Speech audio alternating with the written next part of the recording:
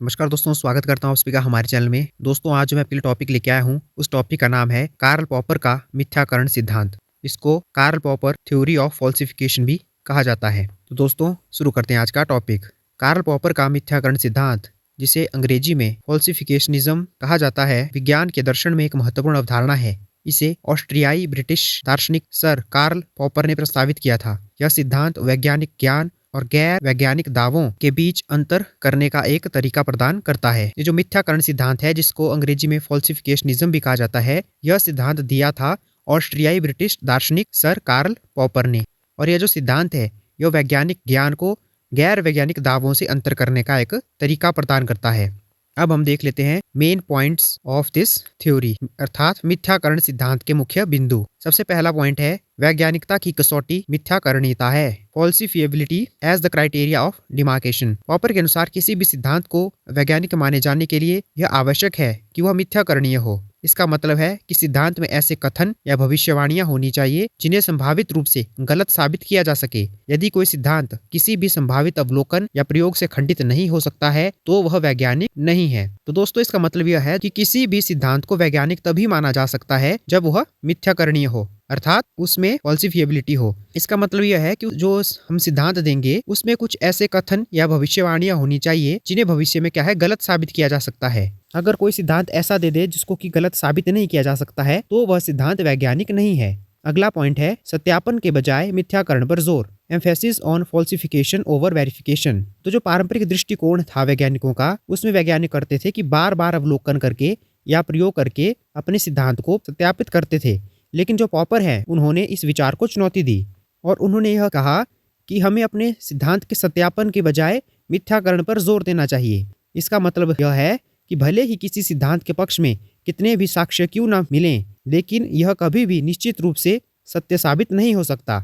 जो हमारा सिद्धांत है, अगर हमने उसे वैज्ञानिक सिद्धांत बनाना है, तो उसमें कुछ ना कुछ ऐसे कथन होने चाहिए या कुछ ऐसी भविष्यवाणियां होनी चाहिए जिन्हें भविष्य में खंडित किया जा सके। वही एक वैज्ञानिक सिद्धांत होगा। अगला पॉइंट है, विज्ञान प्रगति का तरीका। Science as a process of progress. Popper का मानना था कि विज्ञान मिथ्याकरण की प्रक्रिया के माध्यम से प्रगति करता है। जब कोई सिद्धांत गलत साबित होता है, तो वैज्ञानिक एक नया सिद्धांत विकसित करने के लिए प्रेरित होते हैं जो पिछली समस्याओं को हल कर सके और नए मिथ्याकरणीय दावे कर सके। यह प्रक्रिया लगातार चलती रहती है, जिससे वैज्ञानिक ज्ञान में धीरे धीरे सुधार होता रहता है। अगला पॉइंट है, छद्म विज्ञान से अंतर। Distinguishing science from pseudo sciences. Popper ने मिथ्याकरणीय सिद्धांत का उपयोग छद्म विज्ञान जैसे ज्योतिष, मनोविश्लेषण के कुछ पहलू को वास्तविक विज्ञान से अलग करने के लिए किया। उनके अनुसार छद्म वैज्ञानिक सिद्धांत अक्सर इस तरीके से तैयार किए जाते हैं कि उन्हें कभी भी गलत साबित नहीं किया जा सके। वे अस्पष्ट होते हैं या किसी विरोधाभासी साक्ष्य को समायोजित करने के लिए लचीले होते हैं। और कार्ल पॉपर ने अपने सिद्धांत को एक उदाहरण के माध्यम से समझाया है, और वह उदाहरण इस प्रकार है। उन्होंने कहा कि मान लीजिए एक वैज्ञानिक यह सिद्धांत प्रस्तुत करता है कि सभी हंस सफेद होते हैं, तो इस सिद्धांत को मिथ्याकरणीय माना जाएगा, क्योंकि यदि कोई काला हंस देखा जाता है तो सिद्धांत गलत साबित हो जाएगा। भले ही हजारों सफेद हंस देखे जाएं, यह सिद्धांत को निश्चित रूप से सत्य साबित नहीं करेगा। एक काला हंस का अवलोकन ही इसे खंडित करने के लिए पर्याप्त है। तो दोस्तों, इससे कार्ल पॉपर के कहने का मतलब है कि जो एक स्टेटमेंट है, जैसे कि सभी हंस जो है सफेद होते हैं, इसको क्या है, एक साइंस माना जा सकता है, क्योंकि इस सिद्धांत को भविष्य में गलत साबित किया जा सकता है, क्योंकि यह सिद्धांत क्या है, मिथ्याकरणीय है। क्योंकि भले ही हमने हजारों सफेद हंस देखे हैं, लेकिन अगर हमने भविष्य में एक काला हंस देख लिया, तो यह जो सिद्धांत है कि सभी हंस सफेद होते हैं, यह गलत सिद्ध हो जाएगा और यह सिद्धांत फिर खंडित हो जाएगा। इसलिए यह एक वैज्ञानिक सिद्धांत है। दोस्तों, अब हम पढ़ लेते हैं कार्ल पॉपर के सिद्धांत के कुछ नकारात्मक पहलू या आलोचनाएं। तो इसमें सबसे पहली जो आलोचना दी जाती है, वह है डुहेम क्वाइन समस्या। तो यह जो आलोचना है, यह इनकी सबसे महत्वपूर्ण आलोचनाओं में से एक है। डुहेम और क्वाइन ने तर्क दिया कि वैज्ञानिक सिद्धांत अकेले परीक्षण योग्य नहीं होते। किसी भी अनुभवजन्य परीक्षण में सिद्धांत के साथ साथ पृष्ठभूमि मान्यताओं, सहायक परिकल्पनाओं और मापकरणों का एक जटिल जाल शामिल होता है। इसलिए यदि कोई भविष्यवाणी गलत साबित होती है, तो यह बताना मुश्किल है कि वास्तव में कौन सा तत्व गलत है, सिद्धांत स्वयं गलत है या जो सहायक मान्यताएं हैं वह गलत है। इसका मतलब यह है कि किसी सिद्धांत को निर्णायक रूप से मिथ्या साबित करना हमेशा संभव नहीं होता है। अगला पॉइंट है, वैज्ञानिक अभ्यास से विचलन।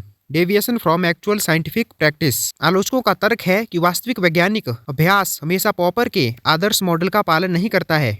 वैज्ञानिक अक्सर अपने सिद्धांतों का बचाव करते हैं और उन्हें तुरंत त्यागने के बजाय विसंगतियों को समझाने के तरीके खोजते हैं। थॉमस कुनर जैसे दार्शनिकों ने तर्क दिया है कि विज्ञान वैज्ञानिक क्रांतियों के माध्यम से आगे बढ़ता है, जहाँ स्थापित प्रतिमानों को अचानक नए प्रतिमानों द्वारा बदल दिया जाता है, न कि केवल एक एक करके सिद्धांतों के मिथ्याकरण द्वारा। अगली जो आलोचना है वो है तदर्थ संशोधनों की समस्या, problem of ad hoc modification. Popper का सिद्धांत तदर्थ अर्थात एडहॉक संशोधनों को अस्वीकार करता है, जो केवल सिद्धांत को एक विशिष्ट विसंगति से बचाने के लिए किए जाते हैं और कोई नई परीक्षण योग्य भविष्यवाणी नहीं करते हैं। हालांकि यह निर्धारित करना हमेशा आसान नहीं होता कि कोई संशोधन कब वैध है और कब तदर्थ। अगली जो आलोचना है वो है युवा विज्ञानों के लिए कठिनाई, डिफिकल्टी फॉर यंग साइंसेज। कुछ आलोचकों का तर्क है कि पॉपर का सिद्धांत युवा या विकासशील विज्ञानों पर लागू करना मुश्किल हो सकता है, जहां अभी तक सुस्थापित सिद्धांत और सटीक भविष्यवाणियां नहीं है। अगला पॉइंट है सत्य की भूमिका, रोल ऑफ ट्रूथ। पॉपर का सिद्धांत सत्य की अवधारणा को गौण मानता है। उनका मुख्य ध्यान यह निर्धारित करना है कि कौन से सिद्धांत मिथ्याकरणीय है, न कि कौन से सत्य हैं। कुछ आलोचकों का तर्क है कि विज्ञान का लक्ष्य अंततः सत्य की खोज करना होता है, न कि केवल गलत सिद्धांतों को खारिज करना। दोस्तों अब हम इसमें इसका निष्कर्ष लिख लेते हैं। कार्ल पॉपर का मिथ्याकरणीय सिद्धांत विज्ञान के दर्शन में एक प्रभावशाली और महत्वपूर्ण योगदान बना हुआ है।